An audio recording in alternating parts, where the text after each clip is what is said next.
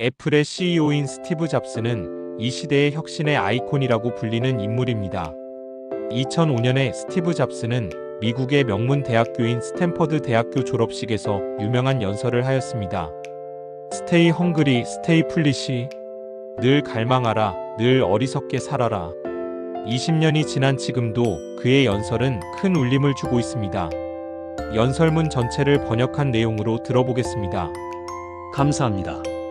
오늘 이 자리에 세계 최고의 대학 중 하나의 졸업식에 함께할 수 있어 영광입니다. 사실을 말씀드리면 저는 대학을 졸업한 적이 없습니다.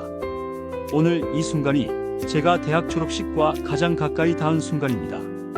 오늘 저는 제 인생에서 3가지 이야기를 하려 합니다. 그게 전부입니다. 대단한 건 아닙니다. 단지 3가지 이야기일 뿐입니다. 첫 번째 이야기는 점들을 연결하는 것에 대하여입니다. 저는 리드 칼리지를 6개월 만에 중퇴했습니다. 하지만 완전히 떠나기 전 1년 반 정도를 청강생으로 지냈습니다. 왜 중퇴했을까요? 이야기는 제가 태어나기도 전에 시작됩니다. 제 친어머니는 어린 미혼 대학원생이었고 저를 입양 보내기로 했습니다. 그녀는 제가 반드시 대학을 졸업한 부부에게 입양되길 원했습니다. 원래는 한 변호사 부부가 저를 입양하기로 했는데 제가 태어나자마자 그들이 원래는 여자아이를 원한다며 거절했습니다. 그래서 대기자 명단에 있던 제 부모님께 한밤중에 전화가 왔습니다.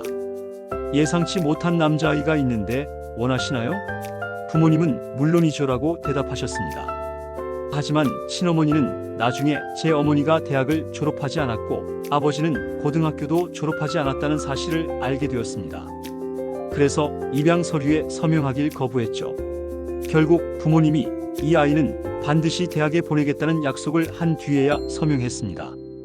그렇게 해서 제 인생은 시작됐습니다. 그리고 17년 뒤 저는 실제로 대학에 진학했습니다.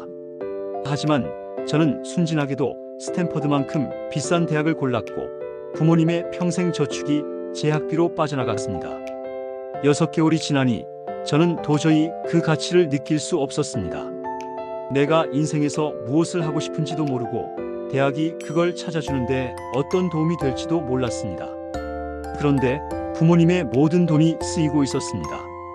그래서 저는 중퇴하기로 결정했습니다. 모든 게 잘 풀릴 거라는 믿음 하나로 말이죠. 당시에는 무척 두려웠지만 지금 돌아보면 제 인생에서 최고의 결정 중 하나였습니다. 중퇴하자마자 흥미없는 필수 과목을 듣지 않아도 됐고 정말 배우고 싶은 수업에만 들어갈 수 있었습니다. 물론 낭만적인 것만은 아니었습니다. 기숙사 방이 없어 친구 방 바닥에서 잤고 콜라병을 주워 5센트 보증금을 받아 음식을 샀습니다.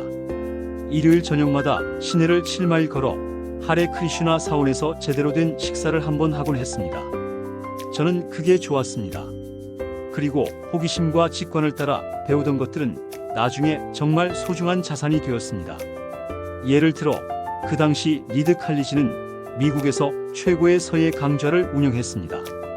캠퍼스 곳곳에 포스터와 서랍의 라벨까지 모두 아름다운 손글씨로 꾸며져 있었죠.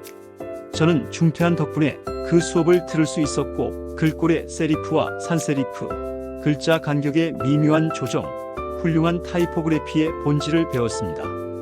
당시에는 제 인생에 전혀 쓸모없어 보였던 일이었지만 10년 뒤 매킨토시 컴퓨터를 디자인할 때 그 모든 것이 되살아났습니다.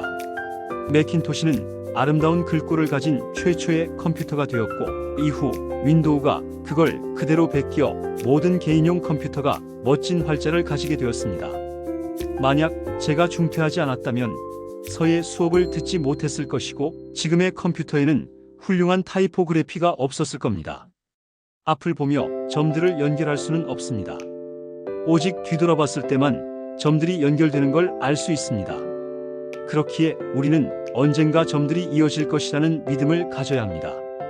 직관, 운명, 산, 카르마 뭐든 좋습니다. 그 믿음이 있어야만 덜 달아진 길을 가더라도 마음을 따라갈 수 있는 용기를 얻습니다. 그리고 그것이 모든 차이를 만듭니다. 두 번째 이야기는 사랑과 상실에 대한 내용입니다. 저는 다행히 일찍이 제가 사랑하는 일을 찾았습니다. 스티브 워지니악과 저는 20살에 부모님 차고에서 애플을 시작했습니다.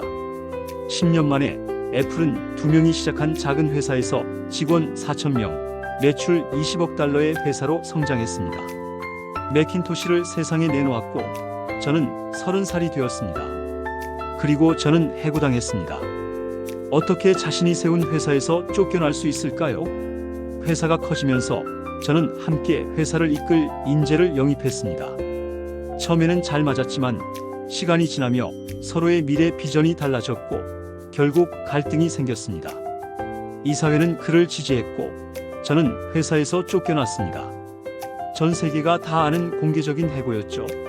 인생의 모든 초점을 잃은 듯 했지만 서서히 깨달았습니다. 저는 여전히 이 일을 사랑하고 있다는 것을. 거절당했지만 여전히 사랑했기에 다시 시작하기로 했습니다.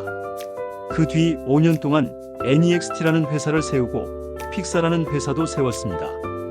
픽사는 세계 최초의 컴퓨터 애니메이션 장편 영화 토이스토리를 만들었고 지금은 세계에서 가장 성공한 애니메이션 스튜디오가 되었습니다. 놀랍게도 애플은 NEXT를 인수했고 저는 다시 애플로 돌아왔습니다. NEXT에서 만든 기술은 지금의 애플 르네상스의 핵심이 되었습니다. 돌아보면 애플에서 해고당한 것은 제게 일어난 최고의 일이었습니다.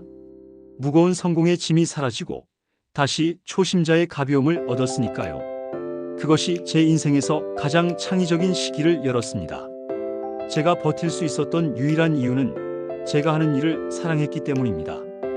여러분도 반드시 자신이 사랑하는 일을 찾아야 합니다.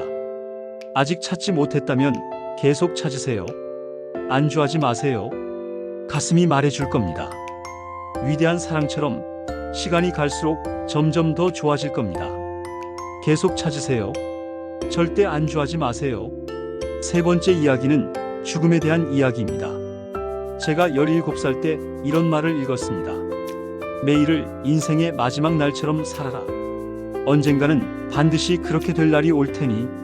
그때부터 33년 동안 매일 아침 거울을 보며 스스로에게 물었습니다. 오늘이 내 인생의 마지막 날이라면 지금 하려는 일을 하고 싶을까? 아니오라는 대답이 여러 날 계속되면 무언가를 바꿔야 한다는 걸 알았습니다. 곧 죽을지도 모른다는 사실을 기억하는 것. 그것이 인생의 중요한 결정을 내리는 데 있어 가장 강력한 도구였습니다. 죽음 앞에서는 모든 두려움, 체면, 기대가 사라지고 오직 진짜 중요한 것만 남기 때문입니다. 약 1년 전 저는 췌장암 진단을 받았습니다. 의사들은 3개월에서 6개월 정도밖에 살 수 없을 거라고 했습니다. 그러나 다행히 수술로 치료 가능한 희귀한 암이었고 지금 저는 이렇게 살아 있습니다. 죽음을 직접 마주한 경험을 통해 저는 조금 더 확신을 가지고 말할 수 있게 되었습니다. 아무도 죽고 싶어 하지 않습니다. 천국에 가고 싶어 하는 사람조차 죽음을 통해서는 가고 싶어 하지 않죠. 그러나 죽음은 우리 모두가 피할 수 없는 종착지입니다. 죽음은 삶의 가장 위대한 발명품일지도 모릅니다. 오래된 것을 치워내고 새로운 것을 위한 자리를 만들어주는 변화의 주체이기 때문입니다. 지금 이 자리에 새로운 존재는 여러분입니다.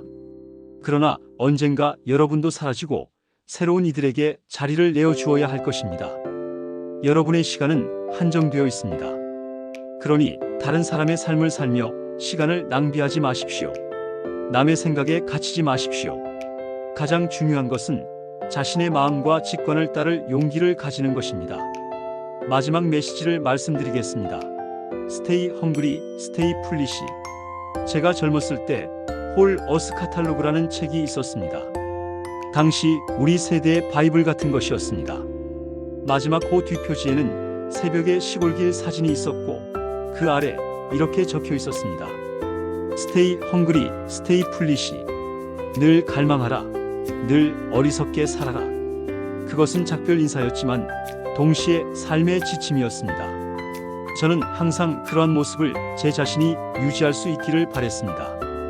그리고 이제 졸업을 맞이한 여러분에게도 그러한 모습을 유지하기를 바랍니다. Stay hungry, stay foolish. 정말 감사합니다.